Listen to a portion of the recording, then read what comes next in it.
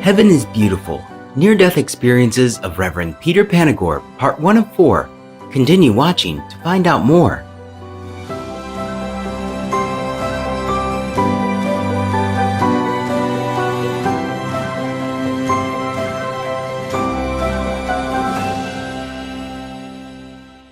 Guten Tag, Grüß Gott means good day and God bless you in German.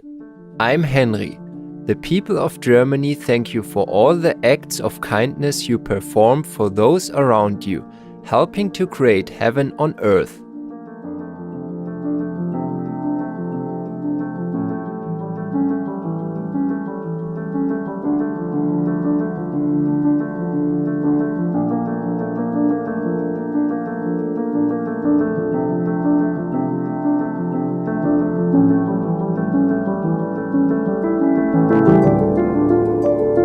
Welcome to part 1 of 4 of our series, Heaven is Beautiful, Near-Death Experiences of Reverend Peter Panagore.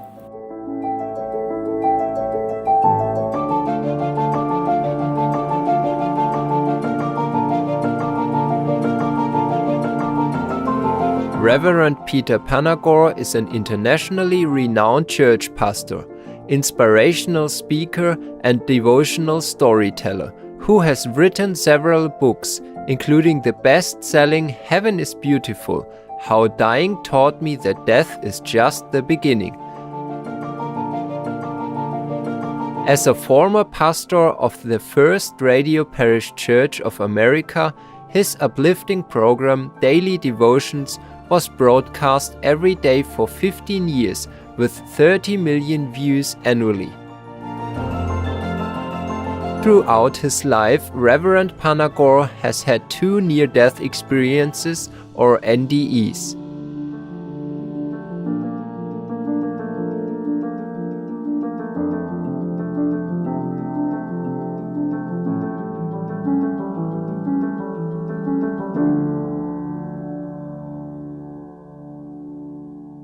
In our series, Reverend Panagore shares what he experienced when he seemingly died and how these remarkable events transformed his life. He begins by telling us about his first NDE.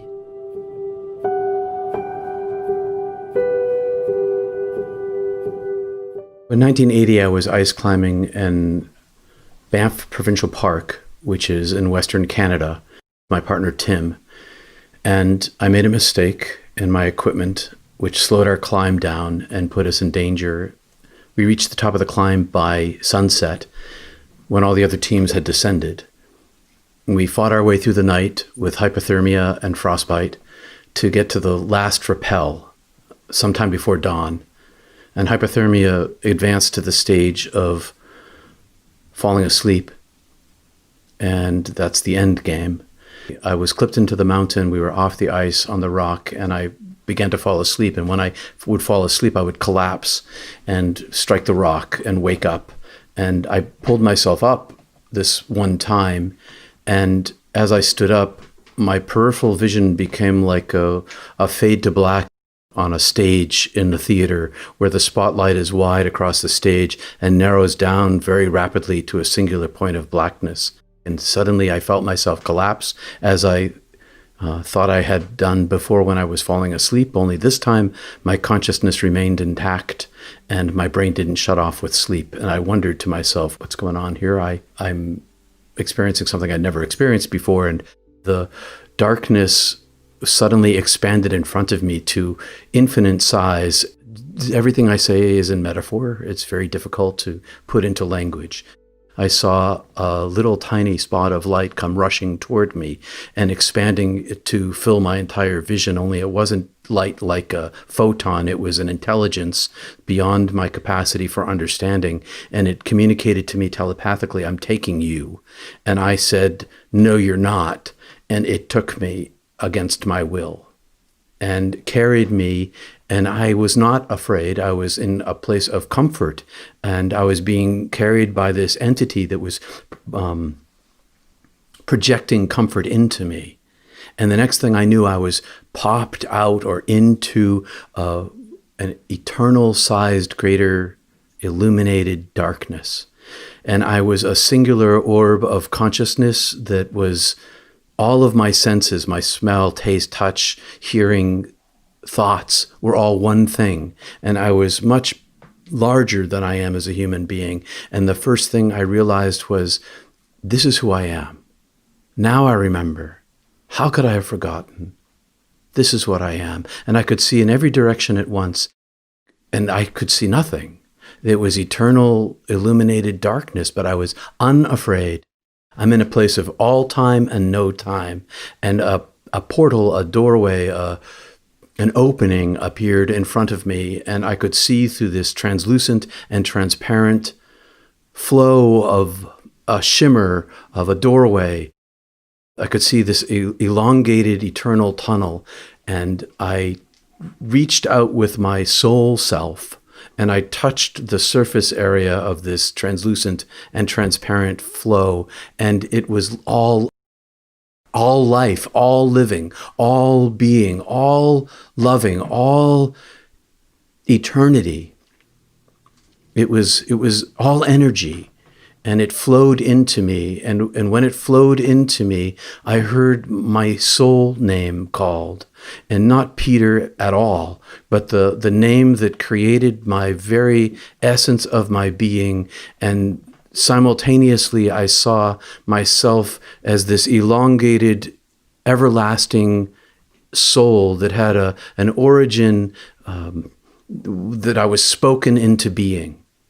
The name I heard was unspeakable, and no tongue, I can't say it. I just knew that when the word was spoken, that I was created into all beingness. It's like I could see a singular photon, and I was that photon, and it was wave and particle simultaneously. It was part of the entity of all beingness and separate from it at the same time. And I saw the long tail of myself and my soul, and I then understood that I was utterly known, and I'd always been known and always beloved.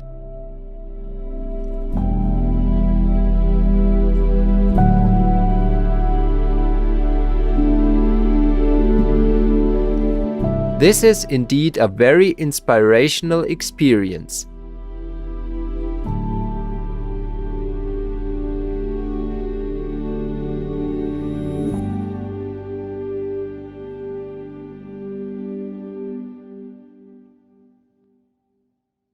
During his NDEs, Reverend Peter Panagore learned many lessons about love and why we must always treat others with kindness and compassion. I heard a voice that had no sound telepathically speak inside me, saying, I love you, I made you, I know you, nothing of you is hidden from me. And then I saw my life review. Only the life review I had was that I suffered all the pain that I gave away in my entire life. Each individual incident of it in a sequence, but I didn't see it from the outside. I watched it from the perspective and felt the feeling of the individuals to whom I caused the pain. Only the little bit of pain that I thought that I caused was actually 10,000 times magnified what I had imagined that I had given them in the circumstance that I had done it, only I hadn't really given it to them. I'd given it to myself. And that there was no distance between the one who I caused to suffer and the suffering that I experienced. And it was all of the pain that was intentional and all of the pain that was unintentional in my life. I felt all of this suffering, but meanwhile, the voice was saying to me, I know you, I love you, I've always known you, I've always loved you, you are my creature, I am creator, I made you, I love you as you are. And the pain that you caused is not your fault. It's because you were made a creature. And I could see all humanity's suffering that they caused to everyone. The result of being born into the world is the capacity for love and the capacity to cause pain, and those two coexist. And it seemed to me that I carried all this pain with me, but the thing that I carried with me most of all was all the love that I'd given away in my life and all the love that had been given to me in my life. And the love itself became the treasure of my being, which caused me to understand the divine power of love